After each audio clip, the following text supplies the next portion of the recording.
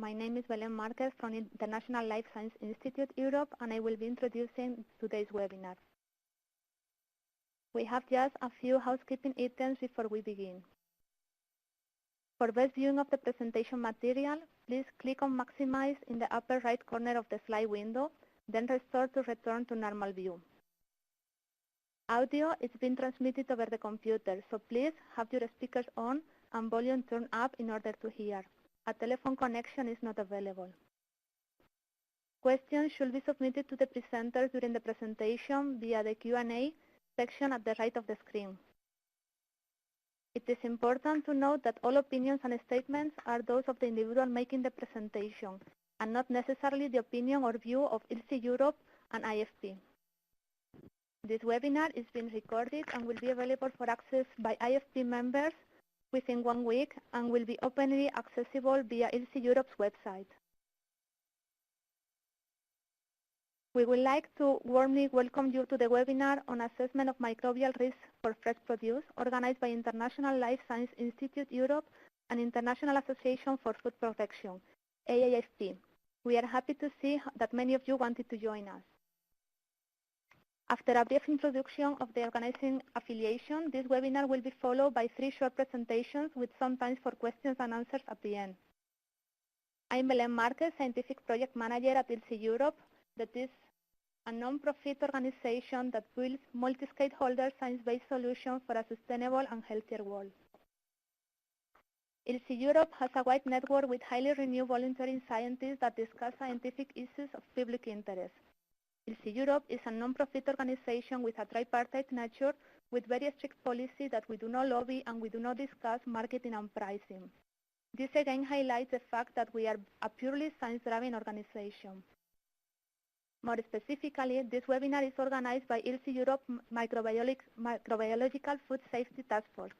Their main aim is to investigate microbial issues in food that are related to public health risks. Current activities of the task force are related to industrial microbiological risk assessment, virus control options in food processing, the use of next-generation sequencing in microbiological food safety, and antimicrobial resistance. The International Association of Food Protection has more than 4,000 food safety professionals as members, and their main goal is to advance food safety worldwide. ILSI Europe and IFP has a long-term collaboration in the organization of the European Food Safety Conference. IFP is particularly appreciated for their annual meeting, next year to be organized in Salt Lake City, Utah in July, and the European Symposium on Food Safety to be held on April in Stockholm. We hope to see you all there. Now I would like to give the word to Professor Swittering, who will be moderating this webinar and will introduce the speakers of today. Okay, thank you very much, Belén, and also good morning and good afternoon and good evening for all the participants of this webinar. And like Belén was saying, I'm moderating this session. That means that I'm presenting the speakers, and also I will organize the questions that you can pose. If you have questions, then please enter them in the question and answer box and then submit them, and I will look at them and try to organize them for the end of the webinar. So after the 3 presentations, there will be the answering of the questions.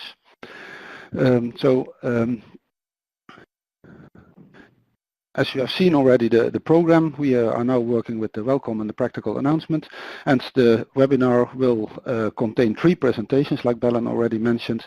One by Jim Monahan, who will tell about the risk assessment or assessment of the risk, that's the question. That will be followed by Roy Betts about risk assessment for fresh produce, issues faced with putting formal risk assessment in industrial practice in the field, and then followed by Michel Danulac on assessment of risk for fresh produce, mitigating risk in the field. And like I mentioned, after that there's the question and answer session, so please also do not forget to pose questions. I would not like to have only 2 questions, but also please don't send 250, because that will also be difficult to manage, but okay, send me 250 and I will manage. So since it is a webinar, we also included the photos, because then you know a little bit who is speaking to you. So you've seen already the photo of Bill and my photo, but here you can see the photos and the contact information of Jim, Roy and Michelle. Also at the end of the presentation we will come again with this slide so that you can see the photos, the names and the email addresses. And like Belen already mentioned, also the webinar is recorded, and you can also later on look at the webinar and, for instance, pause at this slide to type the email address if you want to contact one of the presenters. So the first presentation will be given by Jim Monahan, and Jim has worked on crop science for over 20 years. I'm not going to read his whole CV again. You can read that later in the recordings. But he's currently leading the Fresh Produce Research Center at the Harper Adams University, and he will give today the presentation Risk Assessment or Assessment of the Risk. That's the question. So I now give the floor, or the computer you could say, to Jim. Please go ahead. Thank you very much. Hello everybody. So risk assessment or assessment of risk, that's the question we're addressing today. So what's the challenge with fresh produce? We know fresh produce is great for health, and there's loads of positive messages about eating fresh produce, but also foodborne illness linked to fresh produce does occur. And when that happens, we can get bad press associated with fresh produce. Here's a number of examples from the UK. So food poisoning warning over fruit and veg. When fruit and vegetables are bad for you, getting your five a day is responsible for half of all food poisoning cases, and salad is more dangerous than beef burgers. This is not good news when we're trying to sell fresh produce. But there are commercial consequences.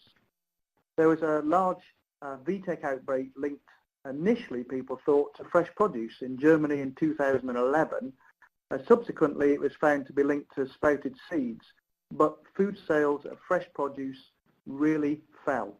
And here's a great picture of celery and lettuce being returned to the field unsold. And the EC ended up having to support the sector by over 200 million euros.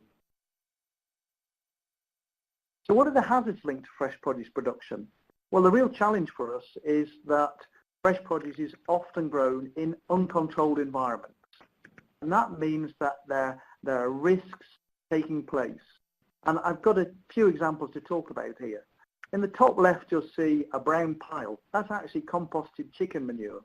And that's next to a field of uncooked, so fresh produce that's going to be consumed uncooked. It's actually a leafy crop. But you'll be able to see, it's not a very big picture, but you'll see there's a pool of water next to it. And if that water was either taken into the field by a vehicle or it ran into the field, that could pose a direct contamination risk. Next to it, we got a picture of some dairy cattle. Now, dairy cattle are great. They produce quite a lot of manure, quite a lot of feces, maybe up to 60 litres each. So that, again, come into direct contact with crops and the growing environment. In this case, they're even going through a stream. Is that stream leading into a water source that might be used for irrigation? Then the next picture here, we've got, again, another interesting, let's see if I can, channel here. This is an irrigation ditch, and in it, let me tell you, there's fertilizer, there's pesticide containers, there's drinks containers, there's even, for those of you who are really sharp-eyed, a rat that's drowned, but it is an irrigation ditch. Would you drink it? Should you irrigate a crop with it? Underneath is a great example of a mobile toilet, a portaloo.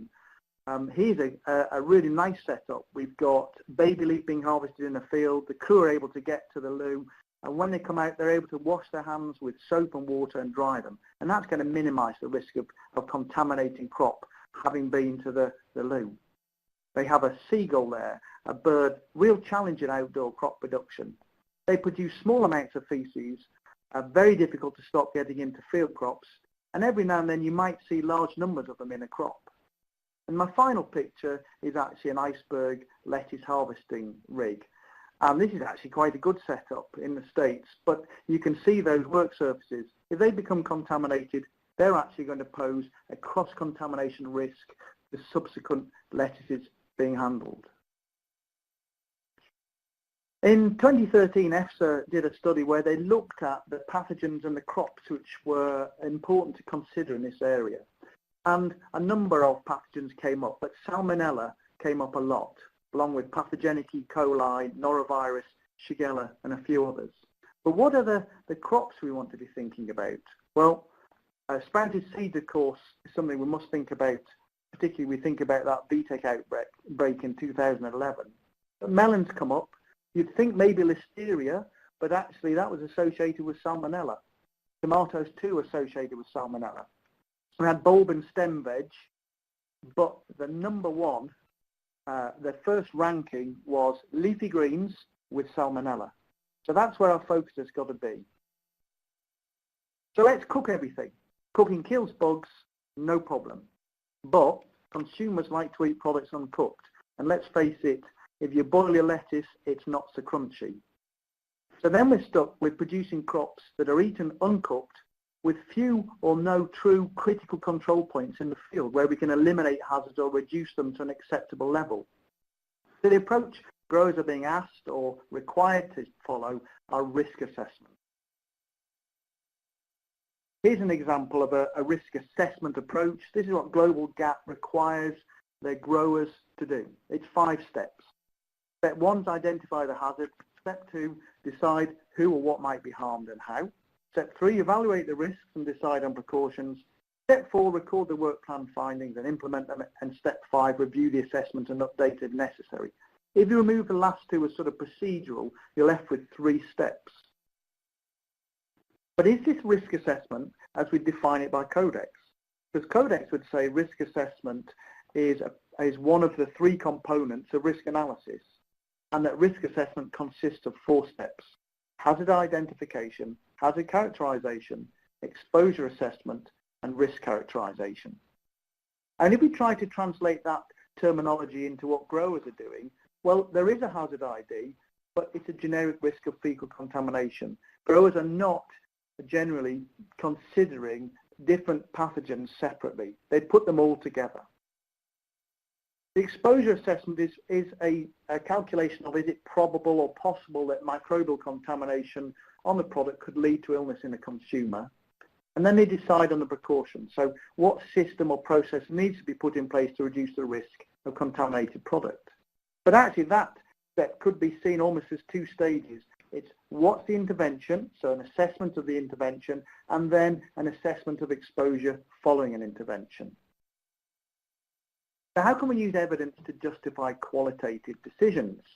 A lot of the decisions growers are taking are, is it a bit better? Have I reduced the risk a bit more? So we're relying best practice and we're relying on experts giving qualitative opinion.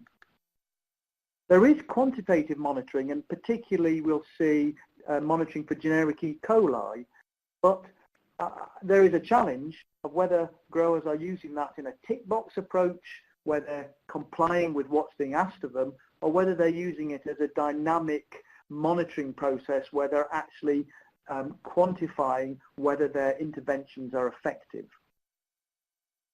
We like academic papers, but often they're rarely suited, or often they are not suited to use by the industry. And there are a few direct scientific studies that look at the effect of multiple interventions where we're actually layering different interventions along the supply chain in the process of producing crops. We don't really know how they work together. So grower-relevant evidence is needed for better risk assessment. And that's what we as a group working for ILSI try to put together. So over to you, Marcel. Okay, thank you very much, Jim, for this presentation. And I would like to remind the audience that they can pose questions. We have had some technical questions, but not yet content questions. So please, maybe otherwise you'll forget what Jim has been telling or what Roy is going to tell. So please, if you have them, type them in the question and answer box. So the next speaker will be Roy Betts, and he is the head of microbiology at Camden BRI, an independent food research organization based in the UK. And Roy is also a member of a lot of committees, and one of them is that he is scientific advisor of the ILSI Europe Microbiological Food Safety Task Force, and that is also the reason that he was in this expert committee. And also Jim was in this expert committee that together did do an investigation, did write a paper on this, and that was the basis of this webinar. And after that we invited also the third speaker. But now I give the floor to Roy to go more into detail and further the presentation that Jim started with. Thank you, Marcel, and hello to everyone on the line.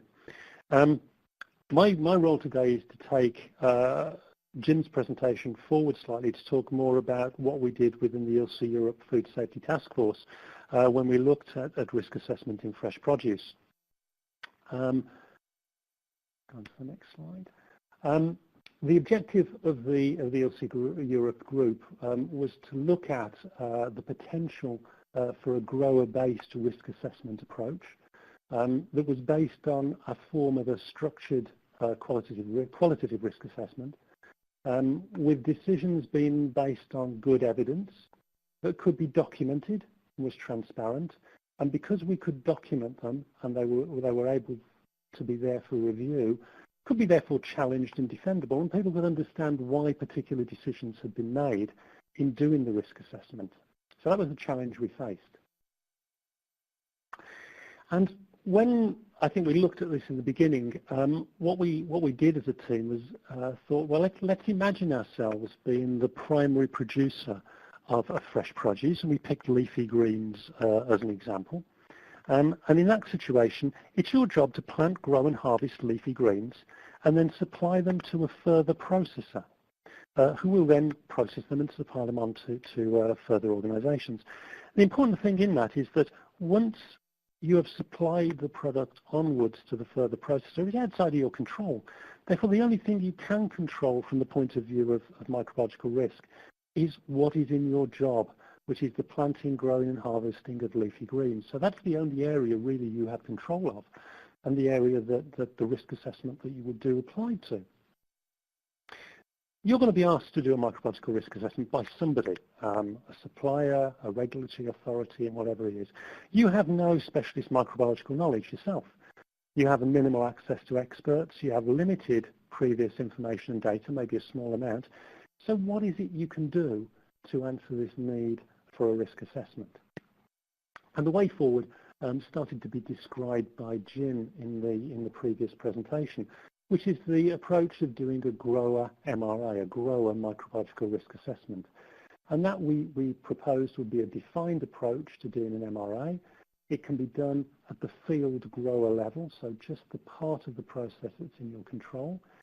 It should be simple, it should be effective, and of course it should be able to be documented so anyone in the future can see why particular decisions have been made. And going through the individual parts of what that was, again, Jim's touched on this as we went through, and I'm going to go onto this in more detail. And each of the 4 bullet points you see on this slide, I'm going to expand in the next slides as I go forwards. The things you can do is identify the hazard. But you can do that at a basic level. You don't need to go into excessive detail about what the hazard actually is. But by simple means, you can identify a range of potential pathogens that may be present from available literature sources, and that could be on the internet and so on very easily. Second bullet is the exposure assessment. That you could do qualitatively, an assessment that contamination of a particular amount occurred or didn't occur. And you could do that with information. I'll show how that can be done in another slide. The intervention assessment. Now, assuming that you identify that a hazard could be there in a significant amount, you'd be considering interventions. And the intervention assessment is really how likely is any intervention you make likely to reduce the level of contamination. And the fourth point is linked to that, which is an exposure assessment following the intervention. So once you've looked at the intervention, you then go back and say, well, if I impose that intervention, will my contamination level of the hazard reduce by a particular amount? with that or further steps. So it's looking at whether I have a hazard there, whether it's a significant level, what are my interventions are going to be, and whether the intervention has a great effect or not. And we'll go through those one by one as we go through it. Hazard identification could be quite a simple approach, as simply as done in any hazard procedure.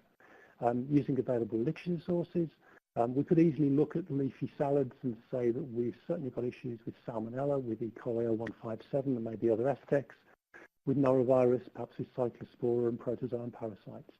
In all of those, the contamination route we could see is probably going to be direct or indirect fecal contamination. As Jim pointed out very well in his slides, there's potentially a lot of fecal contamination that occur. Any of these organisms might be present in fecal contamination. That really is the hazard, fecal contamination, which could contain any one of these microbiological hazards. So a generic hazard is fecal contamination. We don't really need to discriminate particularly between microbiological types. It's fecal contamination that's going to be the issue. The issues we might face, where would that hazard come from? Again, go back to Jim's slides. Irrigation water, maybe harvesting conditions, sanitary practices in the field, worker hygiene, storage conditions after harvest. Any one of these could introduce contamination into the product. And we should then be able to identify production stages where fecal contamination could occur. Where could fecal contamination come in at each of these points? Exposure assessment would be the next stage. Does contamination of a significant amount actually occur? We could consider any route of contamination as an issue. If we find there are multiple routes of contamination, as I pointed out in the last slide, we would look at developing a separate exposure assessment for each of those routes. And then we can classify them. And this classification table that we've used within the ILSI group is one that was developed in a sort by WHO, and it's certainly used in the UK by the Food Standards Agency to define exposure to particular hazards. And it goes from negligible, which is so rare it's not going to be considered, up to very high events will occur with great certainty. And we can categorise our exposure using this particular type of table, which is useful for us as we move forwards. The intervention assessment is really the assessment of the efficacy of any intervention at lowering the exposure to the hazard. So looking at that, we can assess the efficacy of an intervention. Now, the intervention assessment we could do quantitatively if we had quantitative information. And the example is on that slide. If, for example, we were looking at water and we were employing some form of water filter that we knew removed a particular level of a microorganism, and we had validation data to show that, that would be a quantitative approach to assessing the efficacy of that intervention. We may, in many cases, not have that. We might have a qualitative assessment, and that might be through an expert opinion. Somebody would have knowledge that that was likely to happen if you did that, and that might be in a published paper. We should then look at categorising the efficacy of the intervention. And by doing that, we actually categorised in two forms. One we called effective, an effective efficacy, which we would categorise or define as a validated reduction. So if we had validation information that showed a known validated reduction of the hazard, that would be an effective intervention. If we didn't, if we had more of a qualitative approach, an expert opinion, that would be a partially effective, not a fully effective intervention. Non-validated, the exposure to the risk may not be reduced to negligible levels. So we have two different categories of efficacy of intervention. And of course, in any system, we might be able to use, or we might see, single or multiple interventions that might be present. Then after considering what those interventions are, we can then assess whether that intervention has been effective. And we then move on to this slide. And on this slide, we have on the first column on the left-hand side, the probability of significance of contamination before the intervention, and that runs down our list of negligible through to very high. And across the top the row on the top, we have the effectiveness and the intervention. And on the left-hand side, we have an effective intervention, then we have a partial, and then we have no intervention at all. And this tells us whether the intervention has been acceptable or not, or whether we need to take further action. So if we took something that was a medium significance of contamination beforehand, and we moved across and we used an effective intervention measure, that would become acceptable and we could use it. And we would say that the hazard had been effectively dealt with. If that intervention was only partial, if it was an expert opinion that we had some reduction in the hazard, that would only be a partial effective intervention, and we'd need to take further action. You see medium in the middle, I'd have to take further action to mitigate the hazard that we'd identified.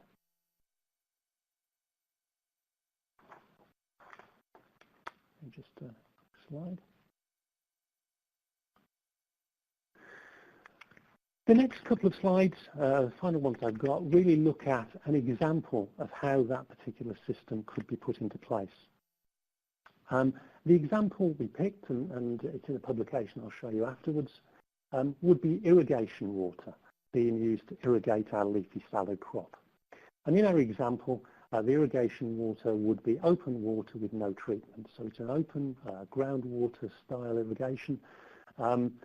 We go through the hazard identification, and again, we'd say, again, looking at Jim's slide, it's fecal contamination, which could bring with it a whole range of different microbiological hazards.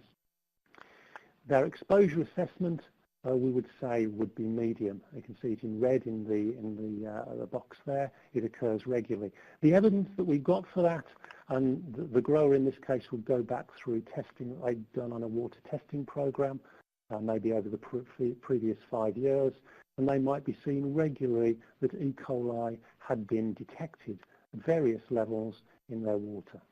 And that would give this medium level category with the definition of occurs regularly. It shows that fecal contamination probably occurs quite regularly. We then go forward and say, well, what about the intervention assessment? Let's categorise the efficacy. Is it effective? Is it a validated reduction? Or is it partially effective and non-validated exposure? Well, the interventions we would then think about using, or we could think about using, well, we could say, well, let's look at ways in which we can prevent the irrigation water from making contact with the leaf.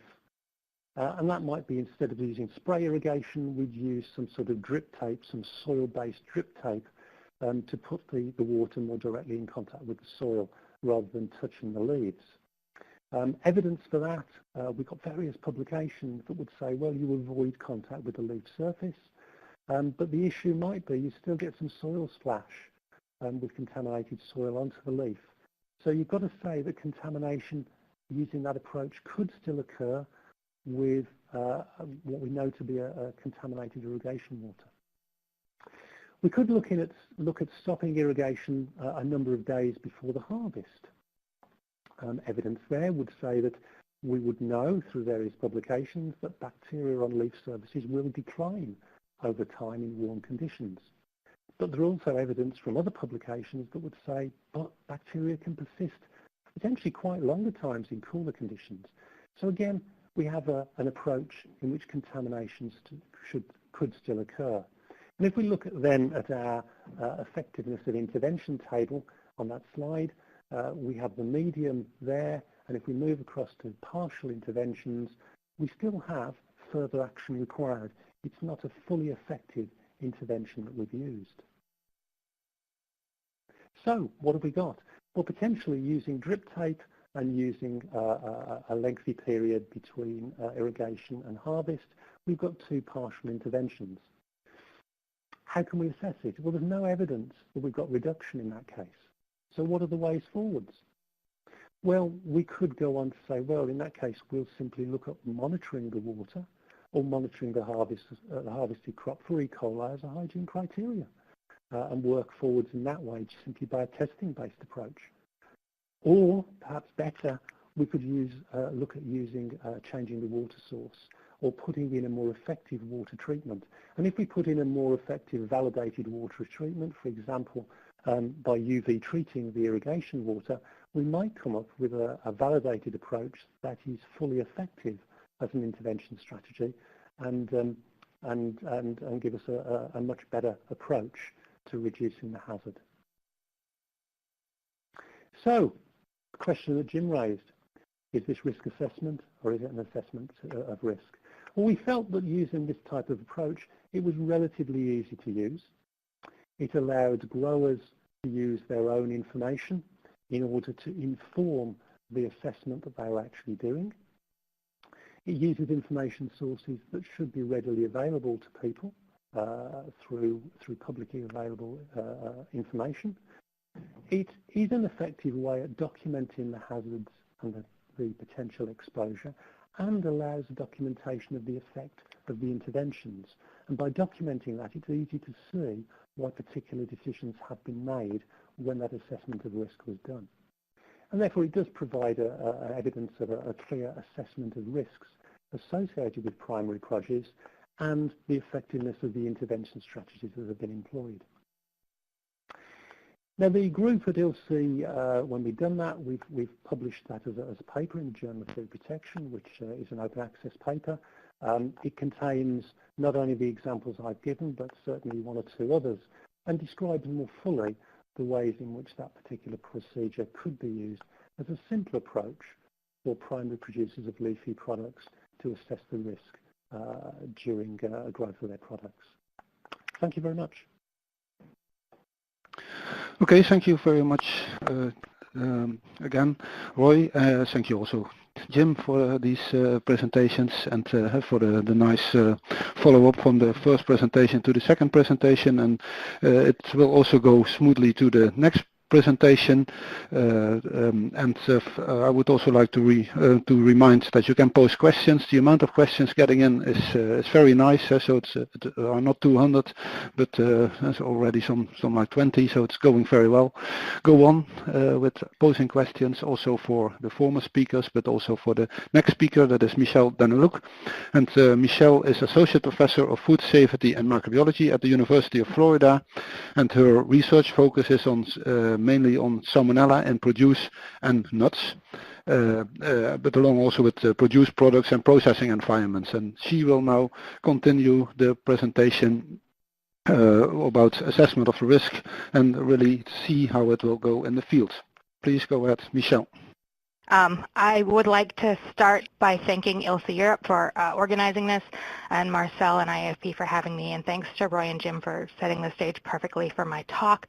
I think their paper is a great starting point, very well written and very timely for what's happening in the produce industry. As Roy said earlier, why are growers doing a risk assessment? Well, this is a terminology that they've been used, and like Roy said, someone is asking them to do it. Someone is asking them to do a risk assessment, and this terminology is sort of continued throughout the industry. But when they, and they being the produce industry in this case, says risk assessment, is that what they really mean? And that's sort of the question I want to explore a little bit in my talk. Because I think when they say the term risk assessment, that gives all of us an idea in our minds of what they're speaking about, and perhaps we need to communicate better between the produce industry and those of us in food safety as to get at what they really mean to make sure that our produce is safe and we can mitigate risks in the field. So I want to start my presentation by introducing everybody to Carl. Carl is a farmer that I work with here in the state of Florida. He grows strawberries on about 150 acres and other fruits and vegetables as well, and he's been farming since 1974. Carl attends our food safety trainings regularly at the University of Florida. He sits in the front row. He's always attentive. He answers questions, and I think he really gets why food safety, especially for his produce, is important. He's great to work with. He believes and participates in research, always glad to have us out on his farm. And I know the paper that Roy spoke to and the examples that Jim gave early on were all had to do with leafy greens, but when we think about asking for a grower or a farmer to do a risk assessment, I want you guys to think about someone like Carl. This is who we're asking to do that assessment out there in the field. And I briefly want to contrast that to the fact that we don't ask all manufactured food companies to do a risk assessment. And this is a picture of Pardeep. She's a former PhD student of mine and is now a food safety director for a medium-sized food company in Florida. She's got a large QA team working with her. She has a PhD in food science. Many members of her team have degrees or background experience in food safety. And yet we don't ask them, or the industry doesn't ask them, or their audit schemes don't ask them to do a risk assessment. Instead, what we offer them is that they have to use HACCP principles, or now under FSMA in the United States, set up a food safety preventive controls plan, but we don't specifically talk to them about risk assessment. So when we talk about doing a risk assessment, and as sort of the point I want everyone to remember as we go forward, is that we're asking Carl, a farmer, who typically has no formal education in food safety, to do a risk assessment, but we're not asking those in food manufacturing industry, even though they do have a formal education in food safety. And I want to explore why we're asking these questions. So the reality is that for years and maybe even decades, the produce industry has misused the word risk assessment. So before the IAFP annual meeting back in July of this year, I posed this question: what does the produce industry mean when they say risk assessment, to 23 different people involved in the industry? And I got back 16 different answers within a day or two. And of those answers, most of them are very telling. And this was about 2 months after the paper release of the paper that Jim and Roy just spoke about. And I was wondering if any of the people were going to bring up that paper so we could have dialogue around it. And there wasn't. And I thought that was very interesting. And so again, it's another reason I'm glad so many of you are on the line today, and we can talk about this very important issue. Of the people who responded, a number of them fell into the "I would never tell a grower to do a risk assessment" category. Some commented they're not equipped to do that. And instead they suggested that what that industry actually does is a hazard analysis, and that when somebody says in the produce industry to do a risk assessment, what they really mean is to do a hazard analysis. And 5 more of them shown here also fell into this category, although these folks didn't do or didn't say they would never tell a grower to do that. They said, we know we're telling growers to do a risk assessment, but what we really mean by this is a hazard analysis, and that the term is very much misused within the produce industry. Of the remaining answers, 8, which was about half of the responses I got back, fell into a category of telling me what they would do. And in general, these are folks who work with or in the industry and felt really strongly about what they meant when they say do a risk assessment. They have a good idea about what they're trying to get a grower to do, even if it doesn't fit some of those definitions of risk assessment that have been formally presented before. And these folks often spoke to audit guidelines or pointing someone towards commodity-specific guidelines, and more recently for those folks in the U.S., pointing them towards guidelines, not only commodity-specific guidelines, but guidelines within the new produce safety rule here. And when we dive deep into some of those audit schemes or guidelines they're pointing at, you see the term risk assessment numerous times. And while the definition of what maybe they mean by risk assessment is vague, the activities that they describe are usually very beneficial towards food safety. So immediately before the IAFP meeting, I was having lunch with a friend of mine who works in the industry, and she was talking about the pre-harvest risk assessment and global gap. Now, in my mind, I automatically translated pre-harvest risk assessment to pre-harvest inspection to look and see if there are any obvious points of hazard introduction, like those fecal contaminants that Roy previously spoke about, say wildlife poo in a field, and that if they're there, they're identified so the hazard is not harvested in that area. But I pressed the point with her of, is this really truly a risk assessment? And her response was quite simple and I think quite meaningful.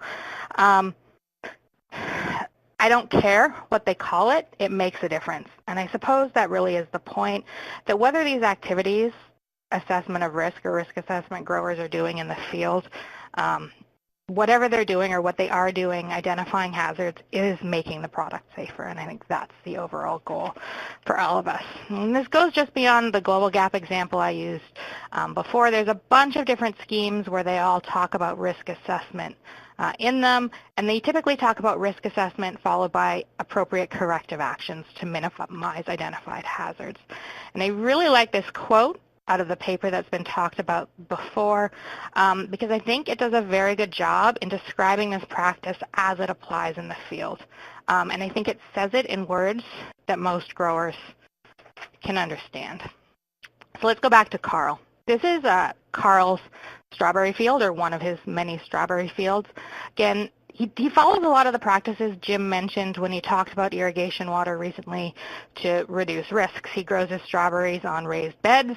The beds are covered in plastic, and the drip tape is beneath the plastic. So there's very little potential for contact between that harvesting water or that irrigation water and the product that's harvested. During our strawberry season, the harvesters come into the field every few days to pick the ripe berries as they're present in the field. When they harvest them directly into plastic camshells that they then fit into flats. That's all harvested by hand. They typically wear gloves and are trained extensively in health, hygiene, and food safety, and know not to harvest fruit with visible signs of wildlife droppings or that visible fecal contamination. They're also trained, however, on a number of other things in quality areas to ensure that the product they're picking is of high quality and can get the shelf life required for their product. So we need to remember that even for these growers, their jobs go well beyond just food safety. Once the berries are packed, the flats go into coolers, and then they're distributed and directly to retail stores in these flats, and these clamshells go directly into consumer fridges. So, you know, a formal risk assessment here may not be necessary to know that these harvest workers are a critical point in ensuring the food safety of Carl's strategies. And instead of maybe saying to Carl, you need to do a risk assessment on your harvest, perhaps we as a food safety committee need to do a better job and would better serve him by answering the question that my colleague Trevor Cecil so eloquently states: just tell me what to do, when to do it, how often, and how to respond. Maybe we should let Carl worry about all the inputs into growing his berries and do a better job of just giving him a checklist or some sort of a list of what he needs to do in his specific operation. So Carl is a relatively simple example. They're field packing strawberries, and things for me always get a bit more complicated when we move into a packing house situation. You've almost moved into a quasi-food processing situation, and that makes things a little bit more difficult. And again, we typically don't see large food safety teams in those sort of packing houses. So here in this example of a response I got from somebody who I asked, what do you mean when you tell the produce industry to do a risk assessment? They shed a little bit of light onto, again, seeing examples that we in food safety, or we from the food safety world, might actually read as doing a hazard analysis. And I use this example in particular because the second paragraph on there really speaks to hesitancy in terms of not them themselves, and this is an instructor, not knowing how to do a proper risk prioritization. And I think that's a really important point, is that we need some better tools to help growers and packers prioritize risks, because it's really easy for us in academic circles to say it's complicated and it depends, but that's not always that helpful when we move into the field. And here's an example of that. I think a lot of us who spend a lot of time in the field out in the produce industry can give a number of examples of what we would call a risk assessment gone wrong, and this is one of those examples. In this example, it's a packing table that's made of wood and is painted blue. Now, if you saw me speak on a presentation similar to this at IAFP, I said that the bottom or the bum of the person in the top left corner is my colleague Keith Schneider. Keith Schneider was falsely accused by me. That is not him. It's actually a regulator from the state of Florida sitting on that table, and I need to formally apologize to Keith. But in this case, it doesn't change the fact that we've still got a wood packing table, and that the result of an auditor coming in and saying, look, my risk assessment of this situation tells me that you can't pack on a wooden table. You have to do something to cover that table with something else. And so as a result, the grower in this case covered half the table with a rough textured plastic material that, as you can see from the visible debris on it, is not easy to clean and sanitize. And I sort of ask you the question, did the response to this risk assessment done by the grower really make the packing environment safer? And I would say no, because it's, I would say, very challenging to clean this new surface they did put down and now are currently packing on. When we look again at answers to my question, what do you mean when you say do a risk assessment? This answer specifically brought up at looking at places that hazards can be introduced. So again, looking very similar to a hazard analysis or an assessment of risk. And in some points, pointing out simple fixes or controls. They mentioned some important factors here that I think have been mentioned in the two previous talks before me. People as a source of contamination in the environment, water, animals as a source of contamination, and food contact surfaces. Very much looking at the risk of the operator. But even with directions like this, we can still see events where very basic food hygiene principles aren't being met. And so what I want you to look at in this picture here, this is a picture of a hand washing station out in the field where produce is being harvested, and there's no evidence of soap ever being in this soap dispenser. So we have a situation where really everything points to the grower or the harvest crew should know there should be soap here for someone to wash their hands with, and yet it's not present there.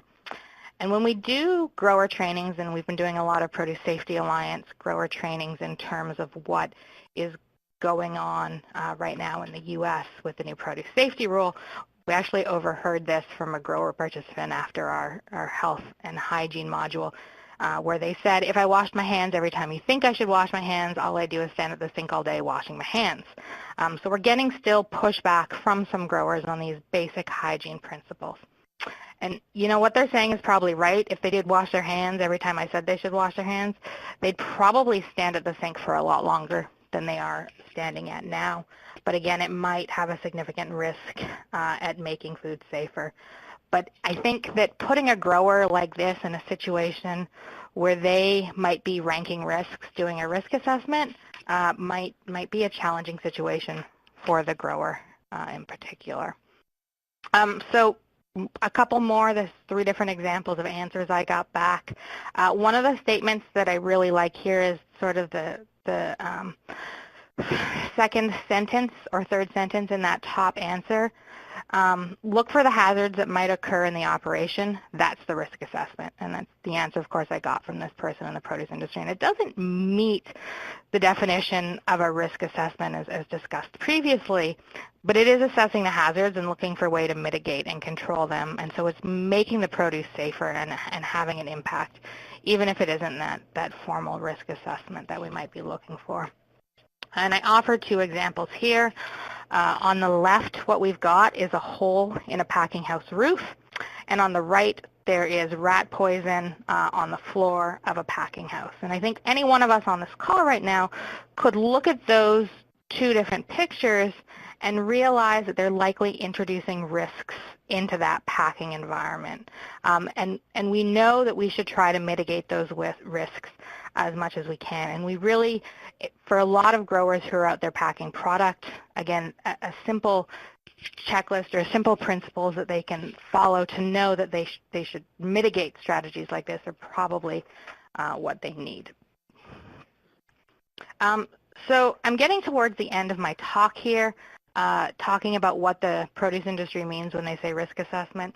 But I really like this answer because it sort of gets at that complex issue of prioritizing risks that I think the paper that Roy and Jim both spoke to also really gets at.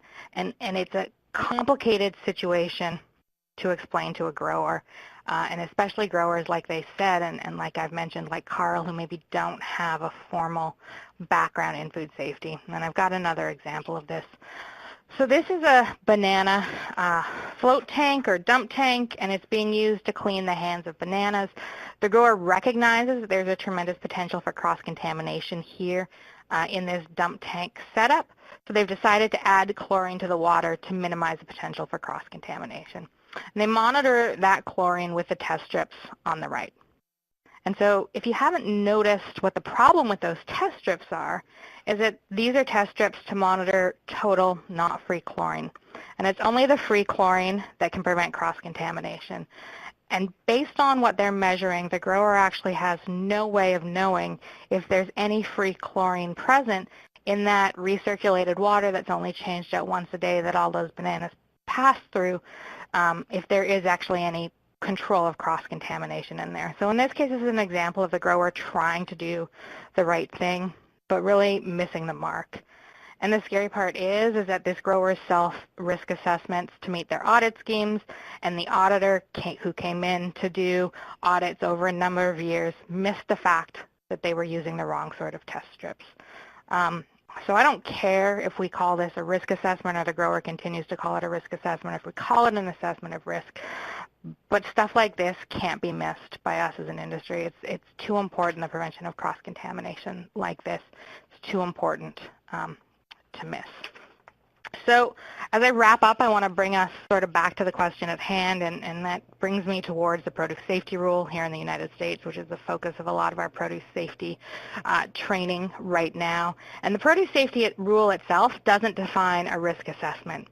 But the Produce Safety Alliance, which has a standardized curricula that we teach our growers with, which does, and this is the definition there. And from what I heard, from what the produce industry says about what they're doing, what they mean when they say do a risk assessment, it really is closer to a hazard analysis or an assessment of risk than the risk assessment, but it is also still making a difference.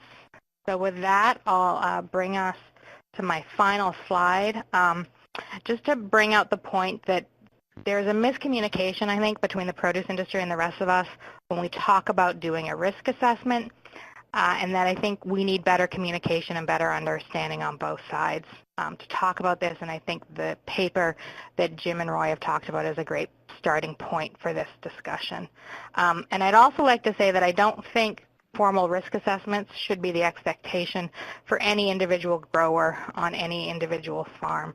I think risk assessments or formal risk assessments should be done on a commodity or industry-wide scale, and then we can provide the growers that the information they need to answer those simple questions. What do I need to do? How often do I need to do it? Where do I need to do it? And how do I need to respond when something goes wrong? And at the higher level, those risk assessments can then help with the assessment of risk for each grower. Thanks, Marcel. Okay, thank you very much, Jim, Roy, and Michelle. And like I did also at the former webinar, I will give now the applause. You should realize that your audience was about 350 people. So you can, of course, not hear now the applause of all the 350 people, but on behalf of them, I give the applause for the three presenters for this presentation, and also for keeping nicely to the time. But I would also like to congratulate the audience, because they also followed my advice. They did send questions, and it were not 250, and neither it were 3. There were about 20 questions, so that is exactly what we are able to handle in the next, say, 10 minutes. For that, I am going to the first question, and can maybe Hannah from IFB make that I can draw.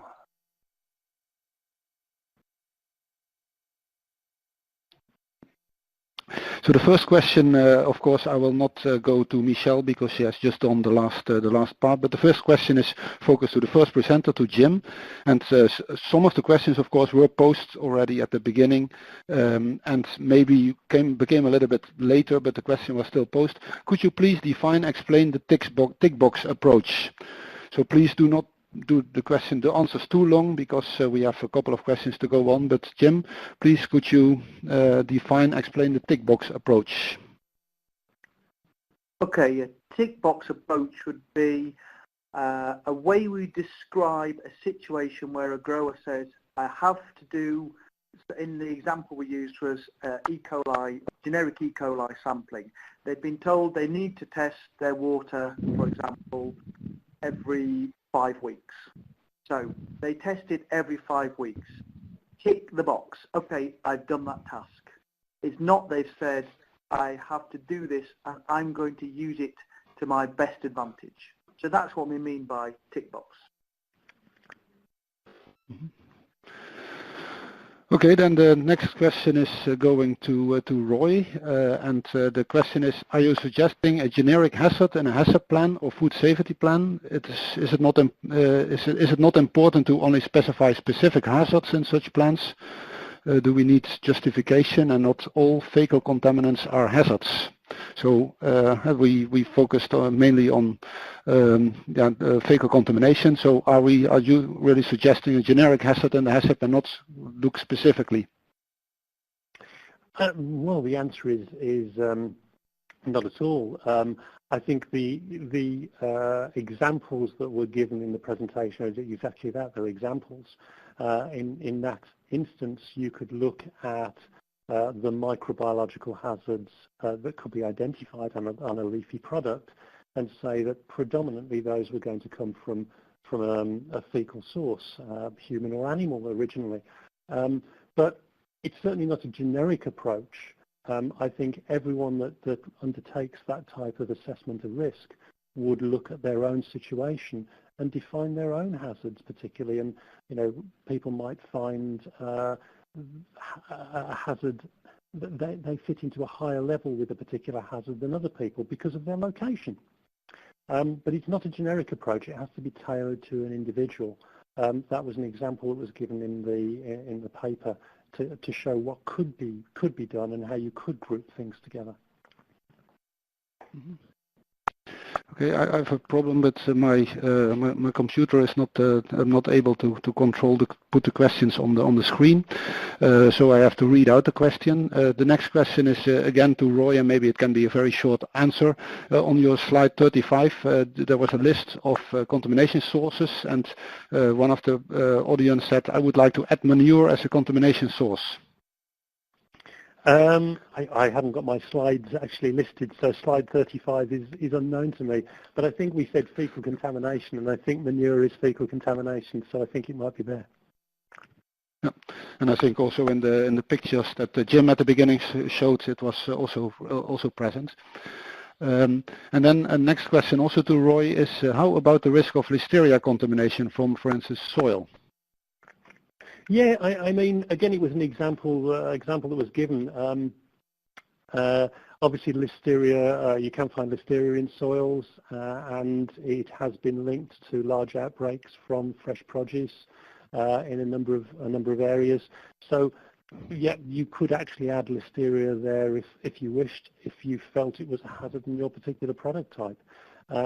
So I think you could add that into there if you wanted to and you felt that was a risk in your particular product. So it's really up to the individual to look more widely at what fits the product that they've got and raise their hazards accordingly.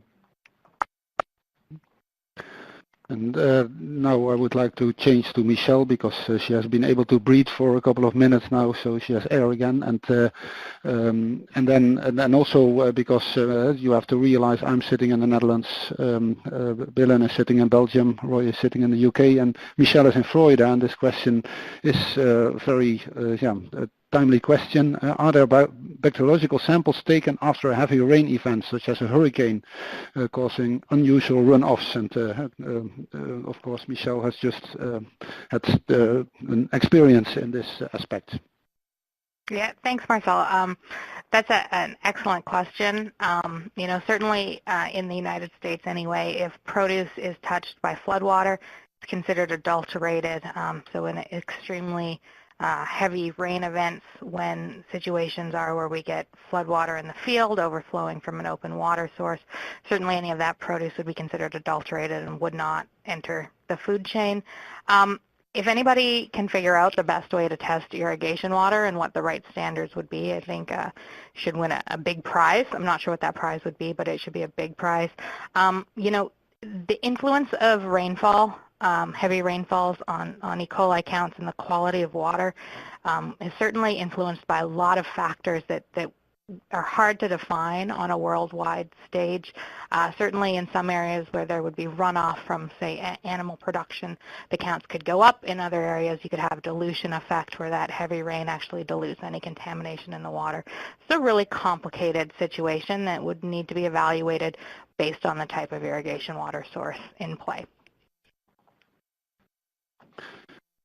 Okay, and then so some of the questions can of course be questioned to all the presenters, but I will now move to Jim. And is there a realistic expectation that fresh producers across the world do and will continue to have access to expert opinion to assist with the assessment framework? That's an interesting question. What we see increasingly is where they're required to follow food safety management systems or GAP programs and the like, there is a central process where that is being monitored. I wonder whether that might be a clear route for trying to get this information out. And you see that with Global GAP, you see it in the UK with Red Tractor, you see it in the States where growers are being supported and to try to understand how best to assess risks, but also at the same time to give examples of best practice. Okay.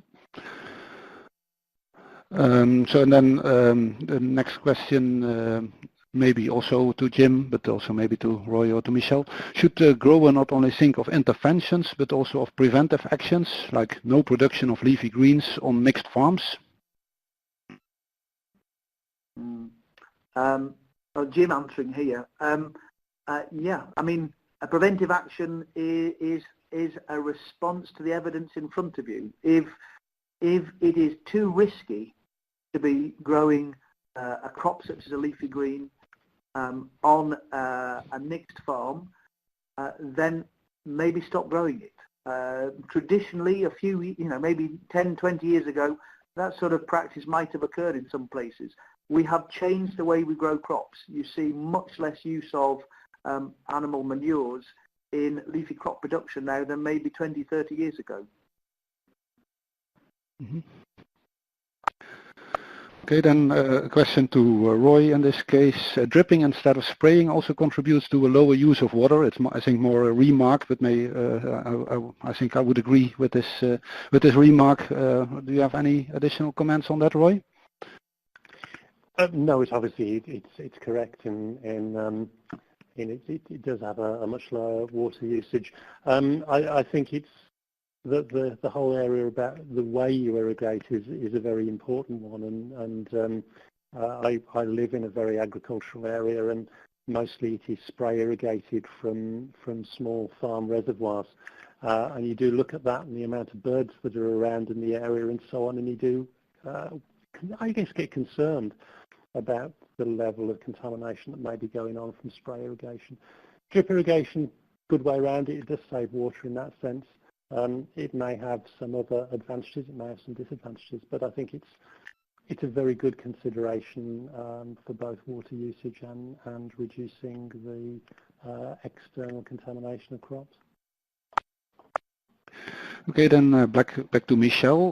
What are the microbiological targets for irrigation water and fresh produce which will not be cooked? It's not an easy question. Sorry, Marcel, what was the end of the question? Which will not be what? Cooked. Cooked. So what are the microbiological targets for...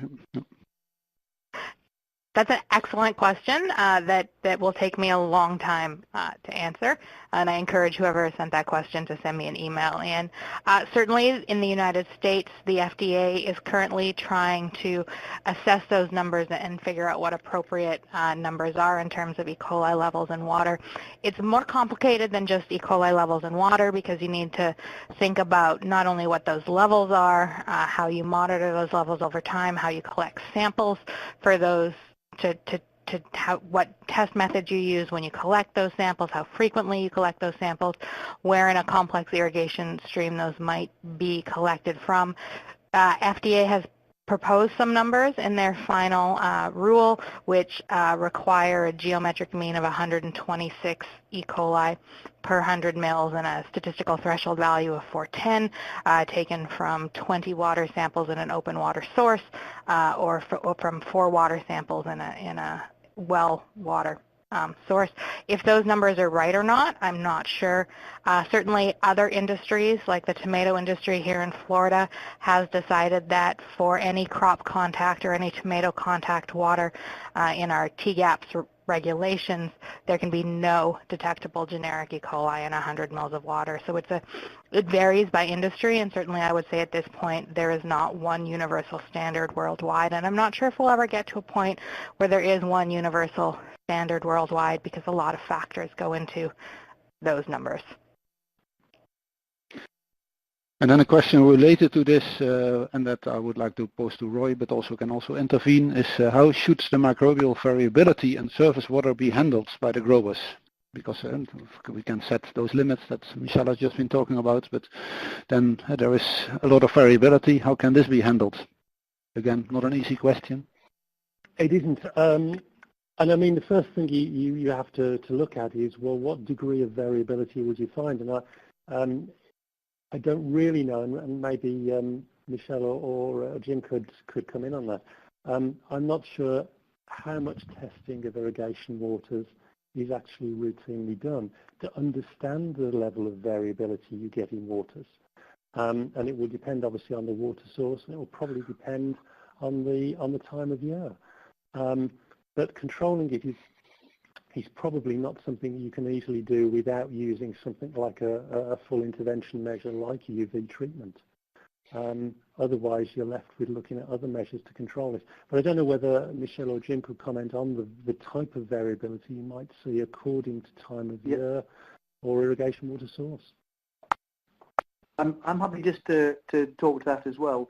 I would say that this actually takes us down this track almost towards a tick list again, because what is your water testing telling you? If you're testing for generic E. coli, you're not testing for pathogens.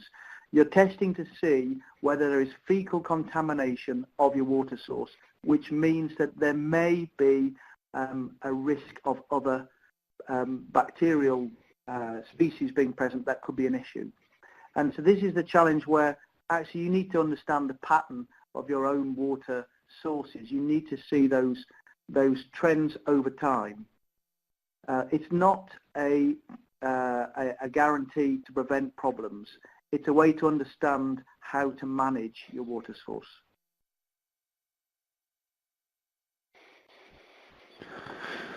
Okay, and then next question that maybe can also be asked by Jim, because he has now the floor, but it's also a question that this can be answered by everyone. But in a qualitative framework, it seems that the key question is whether a hazard was reduced enough. This is of course a soft issue, because some level of control is needed, but how far should we go in order to have, as a grower, to have enough confidence that your hazard is enough reduced? So is there a way to provide assurance of enough control using a qualitative approach? That's a great question. That depends on what is the acceptable level of risk. And I think as time goes forward, we see that from a consumer and a customer perspective, the acceptable level of risk is declining. And that actually turns this whole topic on its head, which is how do we educate the customers about the fact that there is some risk with products that are not cooked.